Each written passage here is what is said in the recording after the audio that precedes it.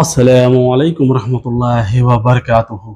नाजरीन, पिछले हिस्से में हमने जाना कि मौलाना मोहम्मद अली जौहर कौन थे, उनकी ज़िंदगी, उनके फ़िक्र और मुल्क की आज़ादी की जद्दोजहद में उनका क्या किरदार था। अब सवाल यह है कि आखिर उनके नाम पर एक यूनिवर्सिटी कायम करने का ख्याल कैसे पैदा हुआ है।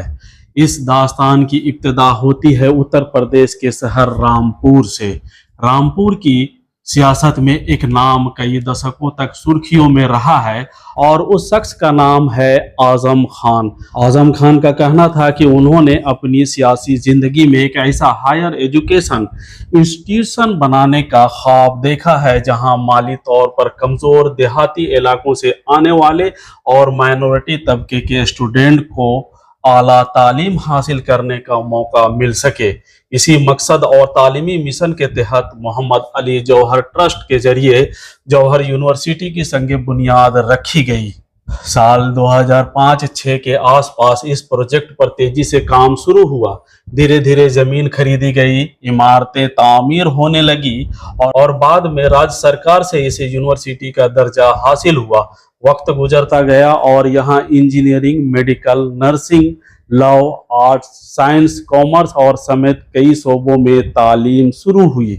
इस इदारे ने रामपुर और आसपास के इलाकों के हजारों स्टूडेंट को अपने ही इलाके में आला तालीम हासिल करने की सहूलियत फराहम की और इससे कई गरीब घरानों के बच्चों के लिए नई उम्मीद पैदा हुई है।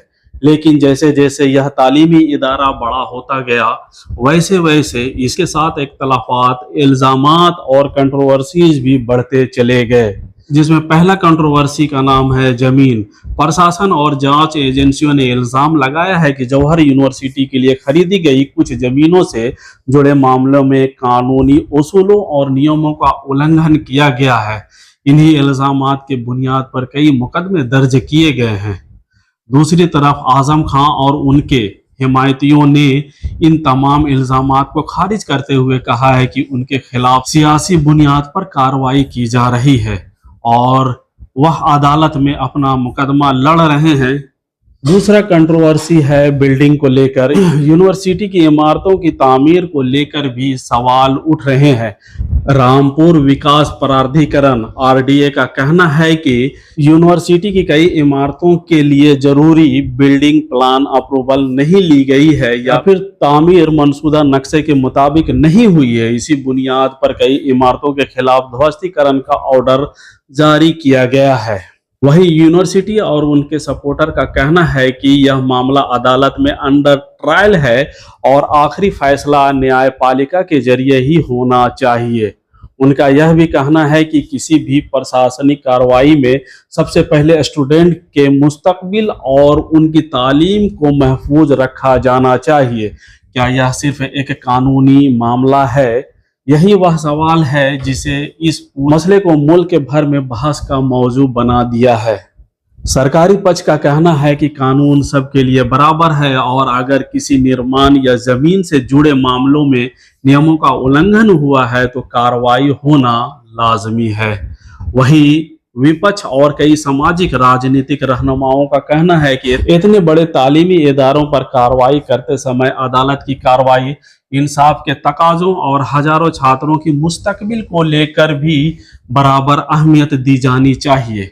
इसी दौरान कई सियासी दलों और नेताओं ने अपनी अपनी राय पेश की है। समाजवादी पार्टी ने इसे सियासी कार्रवाई बताया है।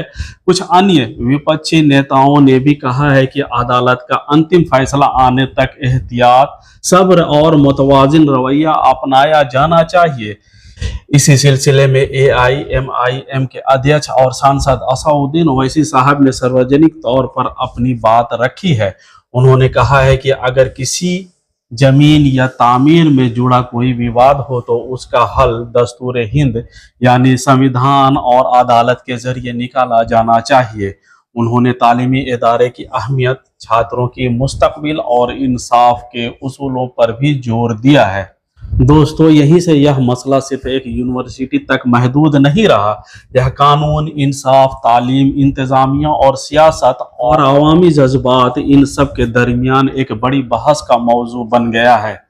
अब सबसे बड़ा सवाल यह है कि कौन कौन से मुकदमे दर्ज हुए हैं आरडीआई ने 38 इमारतों के बारे में क्या एतराज दर्ज किए हैं, अदालतों में अब तक क्या क्या पेशे रफ्त हुई है और आगे इस पूरे मामले का मुमकिन रास्ता क्या हो सकता है, इन तमाम सवालों के जवाब हम मौलाना मोहम्मद अली जौहर यूनिवर्सिटी डॉक्यूमेंट्री पार्ट 3 में तफसील के साथ जानेंगे, जहां पूरी टाइमलाइन, कानूनी स्थिति, सरकारी मौक़िफ़, विपक्ष का नज़रिया और असउद्दीन ओवैसी साहब समेत दूसरे रहनुमाओं के बयान को सिलसिलेवार समझेंगे। अगर आपको यह मालूमात नॉलेजेबल लगी है तो वीडियो को लाइक कीजिए, शेयर कीजिए और हमारे चैनल को सब्सक्राइब करना बिल्कुल भी ना भूलें। अल्लाह ताला आप सबको अपनी हिफाजत में रखे, आमीन। दोस्तों मिलता हूँ फिर अगले पार्ट्स में, तब तक आप अपने दोस्त को इजाज़त दीजिए। अल्लाह हाफ़िज़।